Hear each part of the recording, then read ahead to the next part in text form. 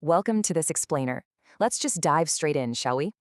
If you're studying AQA business, you've probably figured out by now that running a successful company isn't just about making a killer product or simply counting the profits at the end of the day.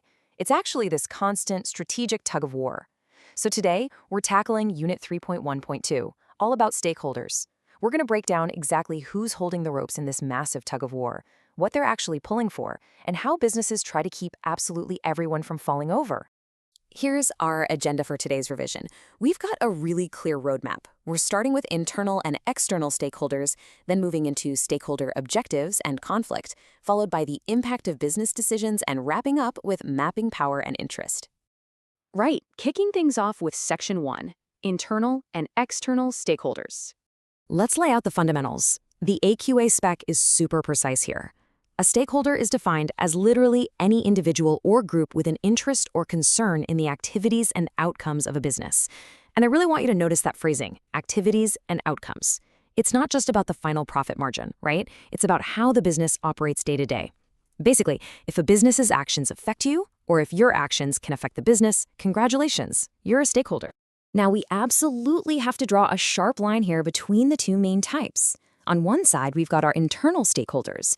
These are the folks physically inside the organization, the ones making the calls and driving the daily operations. We're talking about employees, owners, and shareholders. But on the flip side, we have our external stakeholders. These groups are interacting with the business from the outside looking in. According to the syllabus, this means your customers, suppliers, creditors, the local community, and, of course, the government. They might not be sitting in the boardroom, but trust me, they care deeply about what happens in there. Moving right along to Section 2, Stakeholder Objectives and Conflict. Okay, this is where things get spicy, because this comparison really highlights the root of all this conflict. Think about it. A shareholder's primary goal, they want to maximize long-term profitability and score those high dividends. But that objective directly pulls against an employee's desire for higher wages, better conditions, and empowerment. I mean, if you pay employees more, short-term profits are probably going to take a hit.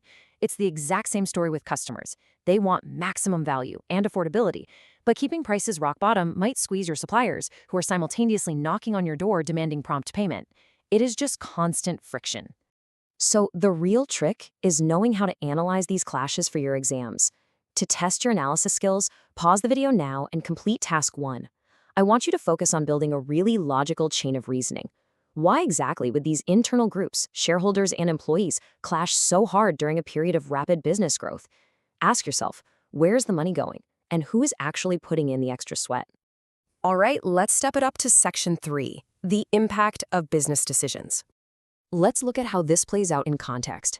Take far more cycles, a fantastic example straight from the AQA mark schemes.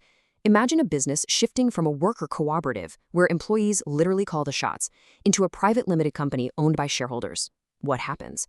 Well, first off, the employees lose their voice. They aren't the primary decision makers anymore, which, as you can imagine, can absolutely tank their motivation. Second, the whole company mission might pivot away from, say, providing affordable bikes to just focusing on the most profitable stuff to keep those new shareholders happy. So customers might suddenly face price hikes. And finally, to pump up the cash flow for the new owners, the business might just decide to delay paying its suppliers. It's a domino effect. One single strategic decision completely alters the reality for every single stakeholder group. And we see this exact kind of friction in the real world too, like with Gymshark. Bringing in private equity investors can cause some serious headaches. Private equity firms often want fast, short-term returns. But if that mindset clashes with the original owners, who might be playing the long game, wanting to invest heavily in brick-and-mortar stores or expand internationally, you've got a massive conflict of objectives on your hands. The mark scheme actually points out that this kind of clash can grind decision-making to a total halt. You get missed opportunities, and the workplace tension can get so bad that key talent just walks out the door. It just proves that even among the owners themselves, objectives are rarely perfectly aligned. Let's put this into practice. Go ahead and pause the video now and complete Task 2. Pick a specific business context. Honestly, it could be your local coffee shop or a massive PLC like Apple, and outline exactly what two external groups fundamentally want from it. The key here is to tie their interests directly to the unique nature of the business you chose. Almost at the finish line. Section 4, Mapping Power and Interest. So how do executives actually manage all these competing demands without losing their minds? Well, they can't please everyone, so they have to get strategic. Enter stakeholder mapping. The AQA syllabus puts a big spotlight on the power versus interest grid. This is basically a sophisticated strategic tool used to pinpoint exactly which groups have the most influence over a business and how much they actually care about specific decisions. It's all about shifting from just reacting to angry stakeholders to proactively managing them based on their actual leverage. By plotting everyone on these two axes, power and interest, a business can map out a totally logical strategy. Think about it. If a group has high power and high interest, maybe like a major shareholder during a buyout, they are the absolute key players. They need constant communication and consultation. But if a group has high interest but relatively low power, say the local community during a minor office expansion, they probably just need to be kept informed. Using this grid helps managers figure out exactly where to put their time, resource allocation, and communication efforts, so they don't get completely buried by conflicting demands. Okay, time for your final evaluation challenge. Pause the video now and complete task 3. I want you to make a supported judgment on how useful this grid actually is when a business is going through massive, disruptive change. I mean, does a simple grid oversimplify complex human emotions?